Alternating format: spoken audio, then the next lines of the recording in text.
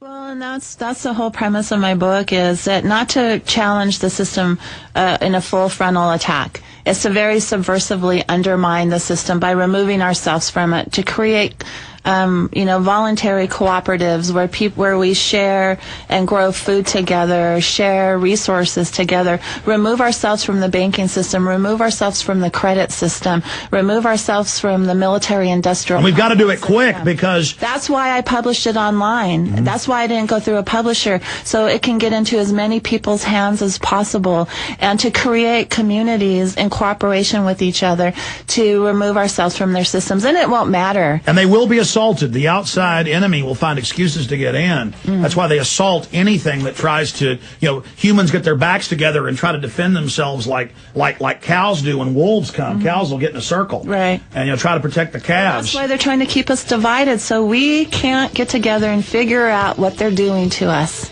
And like you said, it's divide and conquer. It's what we've been doing throughout history and occupations. It's what we're currently doing in Iraq and Afghanistan and Pakistan. Do you think Pakistan is an existential threat to the United States? No, what they're doing is further destabilizing that government. I agree. Stay there. Globalist controlled forces on record are there trying to destabilize Pakistan.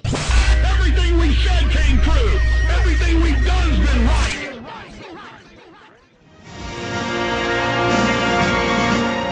Cindy Sheehan with us for another 22 minutes or so. I want to go to Saeed, Ian, Aaron, Jonathan, Morgan, and many others here in just a moment. Cindy, you got cut off a couple breaks ago, and you were about to get to a story dealing with the whole left-right paradigm and how they were trying to buy you off, and how the Democrats, wanted you to just go quietly into the night, and we hit that break. I mean, that is such an important point here, that we've gone from these self-righteous Democrats are going to end this war, right. and now Rahm Emanuel and his brother, he's now calling the big Hollywood mogul in the news today, arrogantly brags, oh, look at how I suckered the Democrats, and how they really kept anti-war Democrats from winning.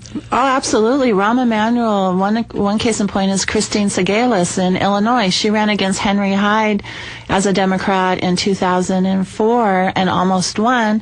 She wanted to run again, but she was absolutely anti-war. So Rahm flew in Tammy Duckworth, a disabled Iraq veteran, to run against her, beat Segalis in the primaries, but she was beaten by the Republicans. So, and then the DCCC dumped a lot of money into Tammy Duckworth's campaign to beat Christine Segalis, who would have been an anti-war Democrat. So the Democrats used and betrayed the anti-war movement to get in power. And Democrats told me to my face, Alex, many of them on Capitol Hill, if you get us in power, if you help get us in power, Cindy, because they knew the energy of my movement was powerful. They knew that their base was anti-war. Their base wasn't just anti-Bush. Their base was anti-war.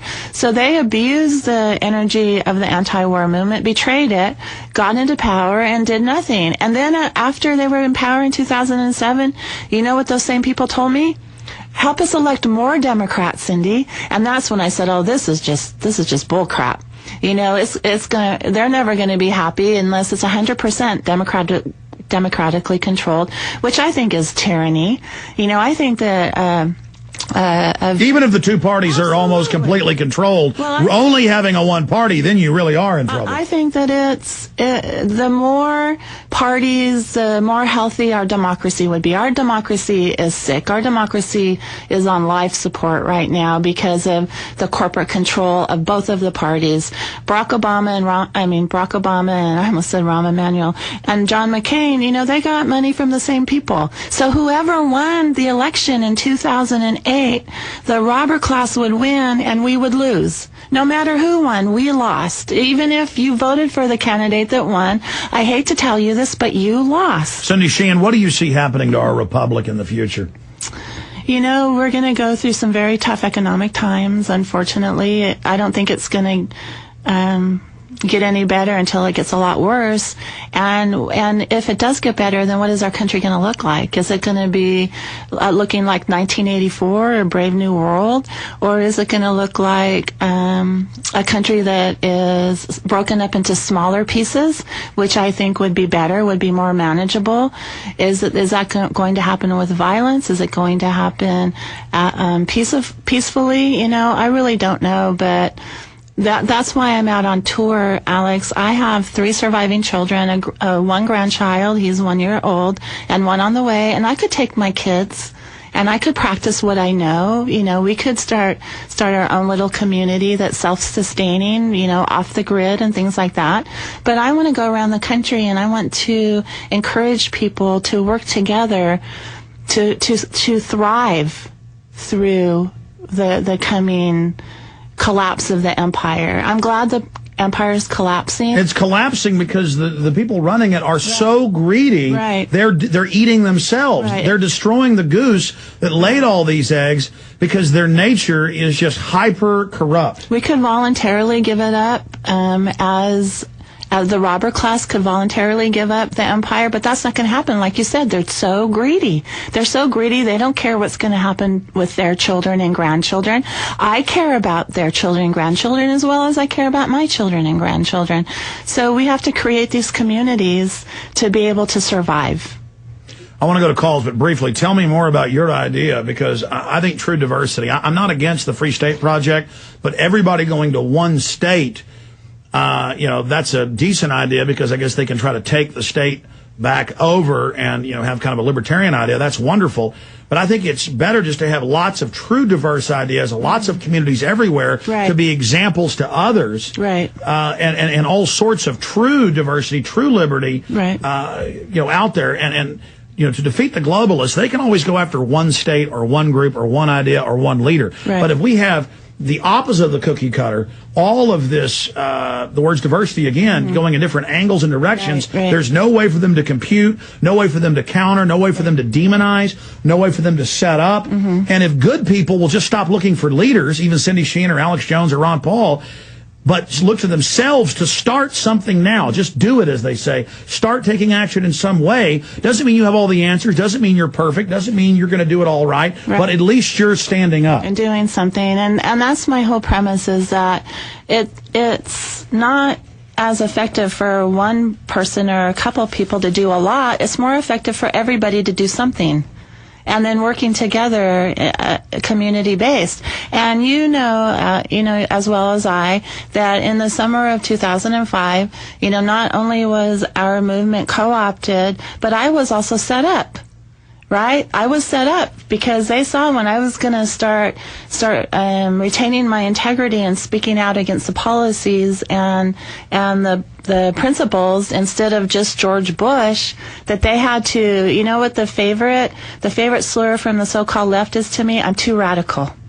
So they don't have to listen to me because I'm an extremist. So they tried to make me look crazy. They tried to make me look, mentally unstable because of my son's death, irrational. And that was as much the left as it was the right, because the media is just part of the robber class. And like I said, there's no left, right, or Democratic, Republican paradigm. Look at the media is giving Obama practically a free pass.